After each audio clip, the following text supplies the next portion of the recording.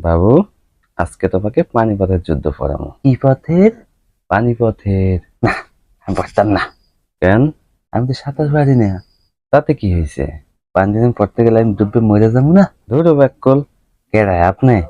না, তুই হারামজাদা। ও আচ্ছা। দেখছো, বলদের দাঁত বাইর করে কেমনে কেমনে কি করতেছে, হাসতেছে।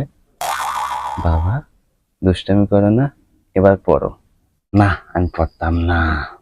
এই হারামজাদা, তোর বাপে যে আমার টাকাগুলা দেয়, এই টাকাগুলা কামাইতে কষ্ট হয় না? আরে না, কেন? এত ঘুষ খাই ঘুষ। আর তুই? ভাত খাই। এখন তুই খাবি জুতার বাড়ি। কেডা খাইবো? হারামজাদা। তুই।